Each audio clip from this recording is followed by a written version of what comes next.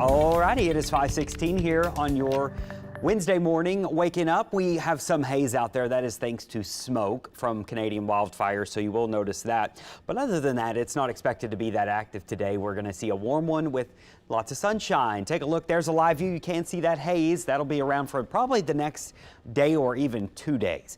There's your high today, upper 80s. Some of you get close to 90 degrees, mostly sunny skies and an east wind at 10 to 15 miles per hour.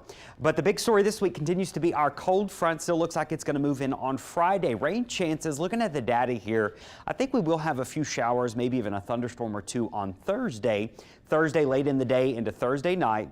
The front gets here on Friday. It may produce a shower or two, and then things will begin to dry out later on Friday, and that's supposed to say 0, not 2% on Saturday. Saturday's looking dry, and then early next week through at least Tuesday is looking dry. So a few showers around Thursday, Friday, probably not going to be enough to really help our drought situation. So our burn ban, it does continue. Temperature-wise, the front is still expected to bring cooler temperatures, 89 and 90 tomorrow.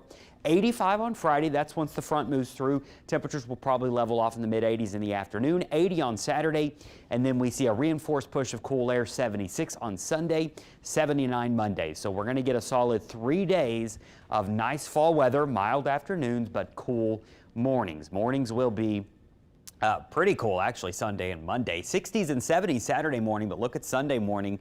I am forecasting some upper 40s north of I-12. Same thing on Monday, maybe even a few degrees cooler. I mean, this is almost getting into light jacket weather. You may have to flip on the heater up here in Washington Parish. A low of 47 degrees, 48 in Picayune, 51 Slidell. Will be close to the 50s on the West Bank and the East Bank. And then notice even some upper 40s trying to creep down into upper Lafourche towards Thibodaux. So it is going to be chilly starting Sunday and Monday mornings.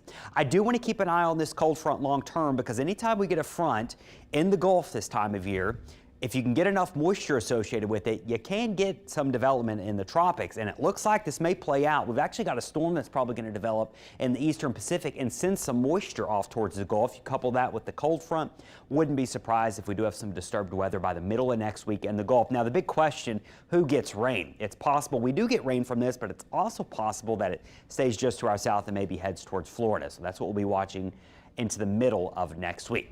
Next name on the list this year, by the way, is Sean, and then after Sean is Tammy. By the way, we still have Philippe. It is now just north of Puerto Rico, bringing Puerto Rico rain this morning. It will be near Bermuda on Friday as a tropical storm, and then actually looks like New England and up towards the Canadian Maritime sees impacts from what's left of Philippe by the end of the weekend.